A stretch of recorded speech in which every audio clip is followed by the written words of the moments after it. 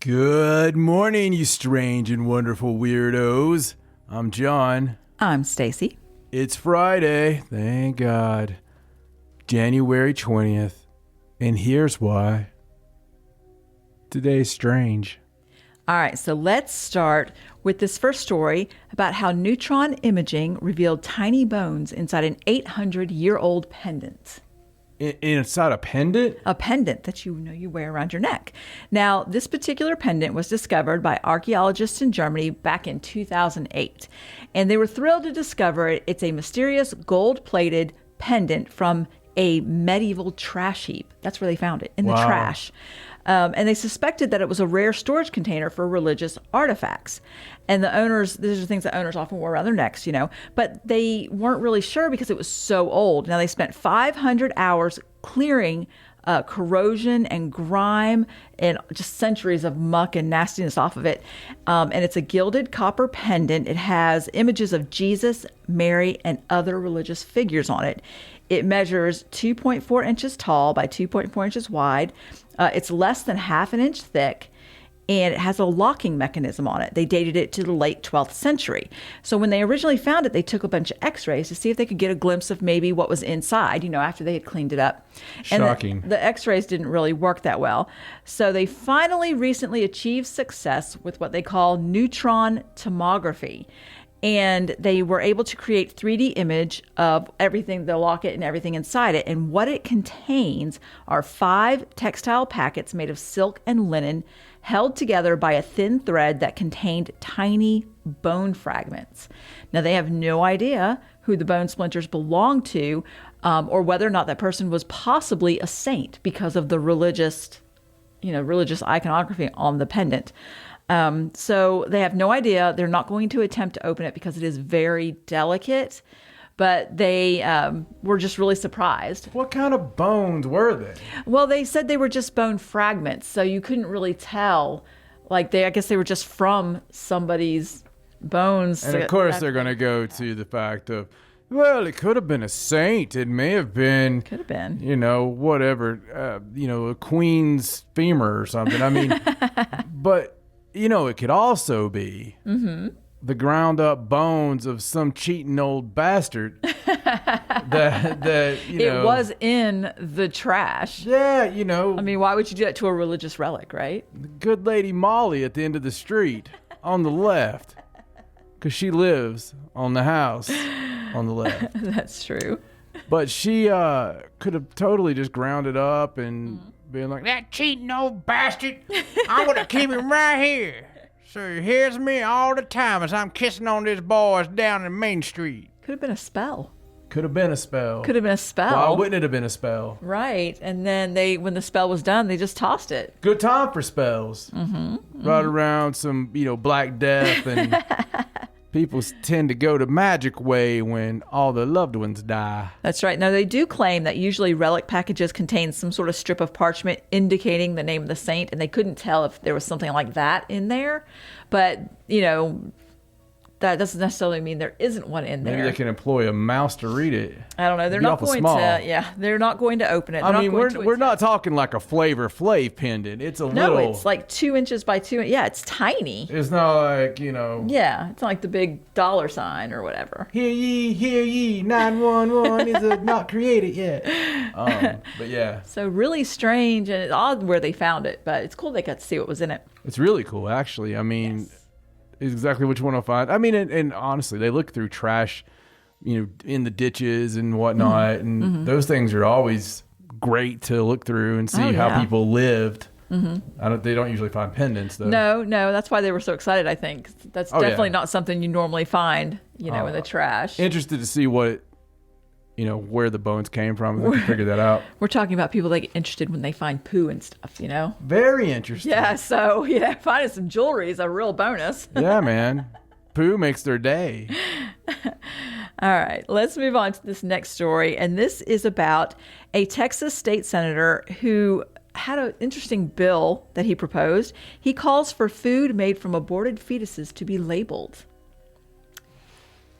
Yes, isn't that interesting? Kind of caught my eye. So the Republican state senator in Texas, his name is Senator Bob Hall. He sponsored a new bill which says that food that contains, is manufactured with, or derived from research that came from tissues, cells, or organs obtained from an aborted unborn child must be clearly and conspicuously labeled.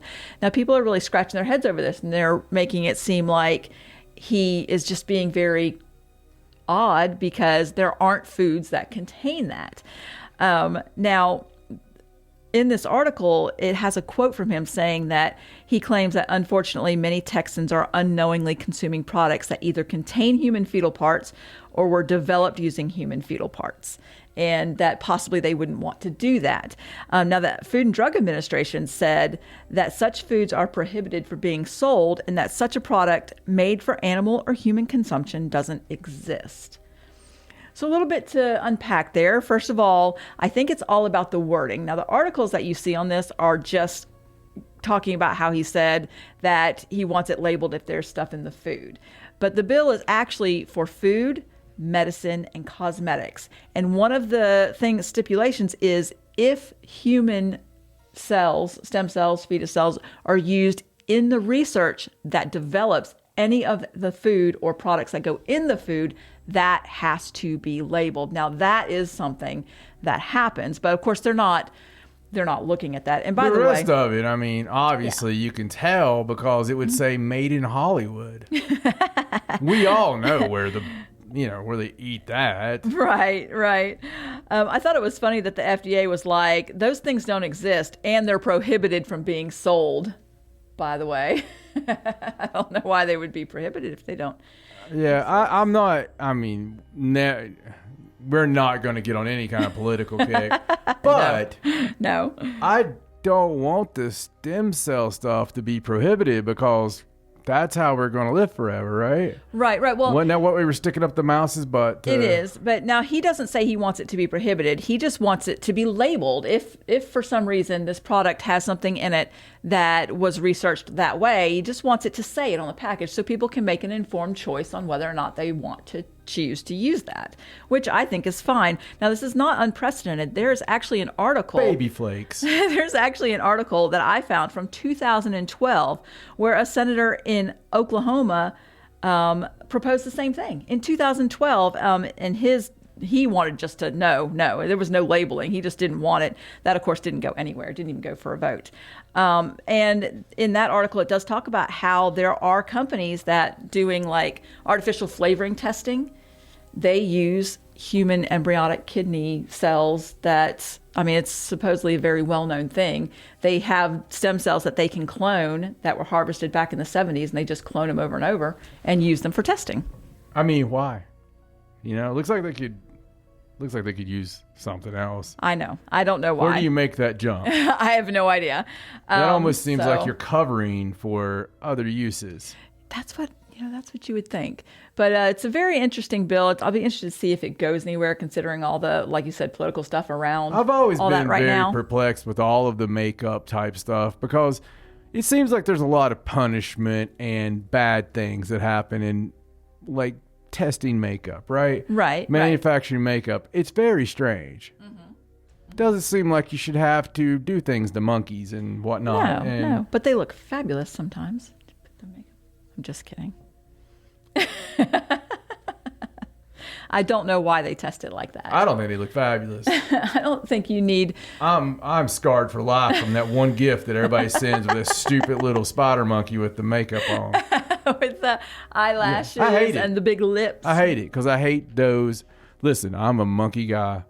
He is. I love monkeys. Love monkeys. I could watch monkey programming 24 hours a day. If I was single, I'd probably just watch monkeys in the forest. That's what I do. I'd own a monkey if I was single. If he was single. But the one thing I don't like is those damned little spider monkeys, sons of bitches. The little money grubbing. Hold your hand. They take the little money out of your hand with their little fingers. They're so cute. They wear the hats. Scarred for life. I don't think they do that anymore. Not anyway. A joke. Mm-mm. Not a put on. Scarred for life. Because my great grandmother, every Tuesday at the mall, Go ahead, little John. Here's a penny. Give the monkey a penny. Okay, Granny.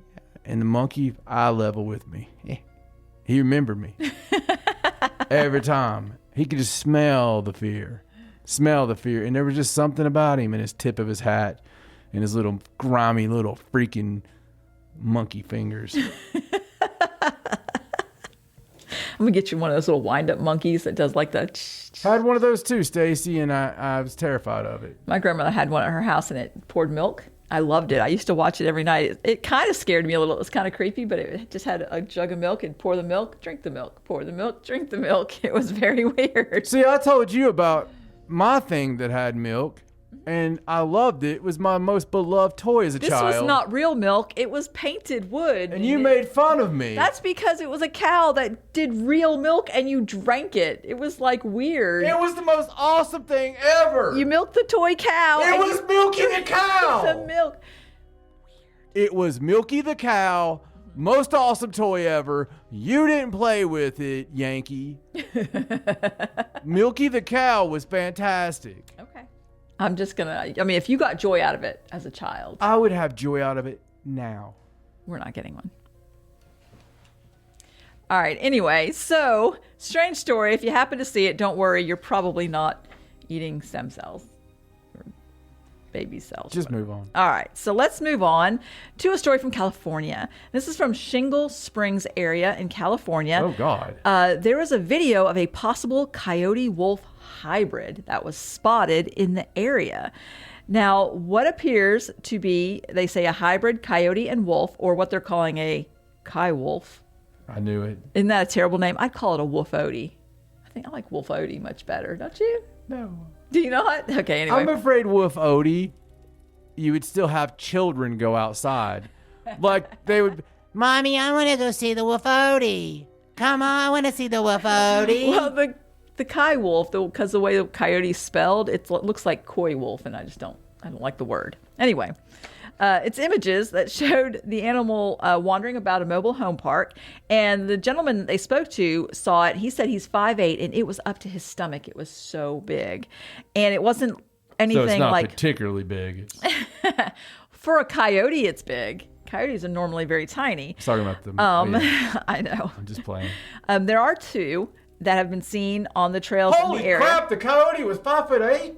No, the gentleman was 5'8", and the coyote was up to the guy's stomach. Oh. I thought it was like that damn commercial come to the wolf park thing. Right, where the where the family's like in the wolf house lodge and for whatever, the wolf lodge. Yeah, where'd that even come from? When did wolf lodge become a thing? Always on commercials now. That place never existed. I don't know if they really had giant wolves that you could ride. I would go, but I feel like that's false advertising. Would you? Yeah. Giant friendly wolves. Maybe there is, and they call them coy wolves, and they don't want you there. So they sent pictures and the video to Project Coyote's Science Advisory Board, and they do agree that it looks like a hybrid. They said without genetic testing, they can't be sure, but these are typically never seen west of the Mississippi, and they are not a natural occurrence. These are man-made animals. For whatever reason, somebody is putting together a hybrid of a coyote and a wolf. So they have no idea. It's very strange. They didn't. No, it doesn't say. It says they're not a natural occurrence. That to me, that means that they can't do that on their own, or they wouldn't. I feel like wolves would look down on the coyotes, probably. Well, I mean, unless you had like a Pretty in Pink situation. Oh no. That's in my head now. Sorry. The authorities say also, if you see them, don't feed them. Just call the authorities. I see the other wolf coming up and going, don't you know, you were just a bet. Oh, wow. All right, let's move on. All right, let's go on to this next story. This is Friday, right? It is Friday. This is a story of some officers that are working at the Rulela police station. And I'm sorry, I don't know where this is from. Limpopo cops is what it says. I don't know what country this is because... I don't know, but there's a great story about some cops in Tennessee. Apparently, I didn't... you talk about strange. I didn't It's all about getting strange. Anyway. I didn't copy over the country. I apologize. Limpopo. Yes, their police station at the Rulela police station the police all left it for days because there was an alleged vicious attack by ghosts. I'm going to get to the point here. Now, it says the officers said they had to abandon the station because they feared vicious ghosts would attack them. And they drove around the village until dawn in their cars because they didn't want to go back to the station. And then they wouldn't go back for several days. Now, the station is located in a grove of mango trees in the Ralela village. And it's surrounded by old graves that belong to a family that relocated to the other side of the village. Doesn't say why they relocated, but maybe we know now. And they say during the day, the station's really nice. It's a cool place to work. There's a breeze because of the mango grove. But at night, especially if it's cloudy or raining, then things start to ramp up. They said that it usually starts by unleashing their reign of terror behind the station and in the toilets. So, according to these officers, soon after you sit down on the toilet seat, you feel a gentle wind blowing through the door. And then later on, the tree branches surrounding the toilet start shaking, and then it's accompanied by cries of unusual wild animals. Then the lights start flickering on and off. And then there are loud footsteps moving around the toilets and the yard, even though you can't see anyone. And they claim that they're similar to giant elephants' footsteps. But there isn't anybody out there. Maybe they just don't like you taking a crap in their place. I guess. The smell. Giant elephant. Giant elephant footprints. I guess they know what that sounds like. It sounds like when giant elephants come through. I don't know. Just loud footsteps. I don't know what that's. I thought it was really funny that it only happens when it's cloudy or raining, and that some of the signs are flickering lights and tree branches making a lot of noise and wind. I thought that was interesting. But they did talk to another small business owner in the area who claims that it is an open secret that ghosts were running amok at night in and around the police station. And they also asked the provincial police spokesperson, Brigadier Motlafela Mohapelo, and he could not deny or confirm whether the reports were real. I want to go investigate. I do too. Mopopo? Is that what it is? You said Mopopo? Limpopo. Limpopo cops. Are you sure they just weren't saying, like... I don't know. I'm just reading what's in the article. Who's haunted? Limpopo. Limpopo over there.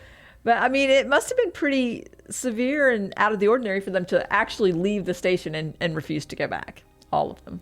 And yeah, they just I'd like to see around, them all, just driving around, refusing to go back to the station. We're gonna just drive all day. I would love to go investigate. Some of these little villages, as we talked about before, beware the villages. Villages are where they still have the curses. They still have all these kind of phantasm attacks. Well, I mean, you can get away with stuff there. Well, yeah, but if you were, if you were a vengeful spirit, maybe not a human spirit, but let's just say something of the, elemental world. Right. What better place to go than something that's still kind of throwback? Right. Where people are going to believe it and be scared. Everything's scary in the 70s. Yeah. Now you can hardly get people to get scared of anything. No, it's hard. Everything's like they're always looking down. Yeah. You can't even be a shadow anymore. Just like ghosts trying to haunt you out of the house and you're just trying to take video of it. Yeah. I mean, how disappointing is that for the ghosts? Like, oh, we're going to scare these people out of the house. Yeah. And then the people just put up cameras and like, come on, TikTok. It's terribly disappointing. TikTok, let's go. I need some TikTok videos. You can't be a proper ghost anymore if somebody wanting to get views off of it. Poor ghosts. They're just being, what's the word? I don't know what word I'm looking for. They're being used. The ghosts are being exploited. Thank you. They're being exploited. I couldn't think of the word. And with more news... All right, let's move on to this story from Massachusetts. This is from Wilbraham, Massachusetts. Wilbraham. Supposedly, the lights have been on at a Massachusetts school for over a year because no one can turn them off. Isn't that fascinating? Seems to be an episode for an electrician this week. This is the today. Minnetonka Regional High School. It was built over a decade ago. And it was intended to save money and energy. Now, the original high school building that was there was replaced with I'll save your energy. was replaced with this current building. It's 248,000 square feet. It was built in 2012. It has roughly 7,000 lights in it.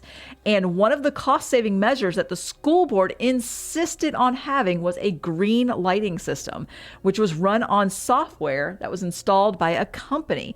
And it was supposed to save money by automatically adjusting the lights as needed. However, in August of 2021, the software failed. And there is no other way to turn the lights on and off. So they started noticing that the lights wouldn't dim during the day and that they were staying on at full blast all night. Teachers started complaining because they couldn't dim the lights to show movies in class. People started complaining that, all these bright lights run all night, and it's not saving them money. It's in fact costing them extra money. So the school board tried to get in touch with the company that installed it, which has gone through several owners. It's a software company from over 2012. The years.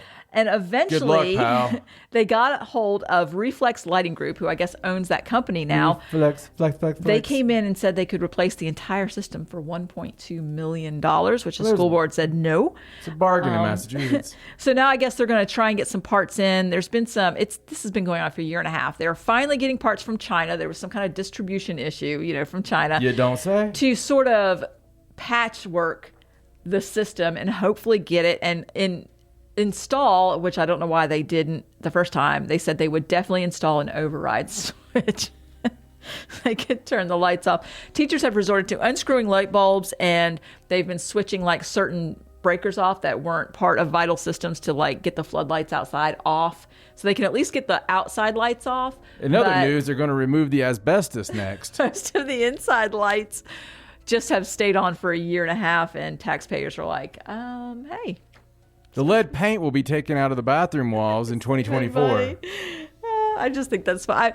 I cannot believe that they put this high-tech, amazing green system in there, and there's no override. There's no way to turn it off. Because it was high-tech in 2012. I guess so. And run on software that nobody is updating, apparently. Nobody is at the same software company. Oh, I love that. All right. We have one more story. You ready? Yes. Okay, so this is from Mount Dora, Florida. Got some really interesting names this week. Today. What is about this week? I don't know. In Mount Dora, Florida, residents have voiced their concerns at City Hall regarding what they call a permeating stench that no one has any idea where it's coming from. Now, the city of Mount Dora says it plans to have a device purchased by February that tracks down odors because they can't seem to figure out. I don't know. They can't seem to figure out where this horrible smell is coming from, whether it's the nearby landfill, the water treatment plant, or the factory. They have no idea. Is there a fish hatchery? I'm surprised there isn't. In fact, they recently spent $750,000 in upgrades at the water treatment plant in case the smell was coming from the facility. They had no idea. And that hasn't worked. So they said that their sniffer device will now help track down the odor. And the residents are just so upset. They said in the last 3 or 4 years, it's become unbearable. And some mornings you can even smell it inside your house. It's so bad. It's just a terrible. They should go to Kingsport, Tennessee. Permeating stench. I can't imagine what this smells like.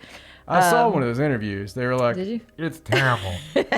We think that it started back a few years back, and ever since then we've been trying to figure out. But hopefully this new sniffer device. Come here, boy. Come here, boy. I love that there's like a landfill. The dog comes up. He's got clothes on his, Woof, woof, woof. The EPA is now investigating as well. They're beside a landfill. Yes, and a water treatment plant and a factory, and we have no idea why it smells bad here. It's the landfill. No idea. Spoiler alert. And the fish hatcheries smell like open butt. I want to know what the sniffer device looks like. I just picture this great big machine that looks like a nose. Like it's just a cartoon thing, just a big nose, and they're going to push it around.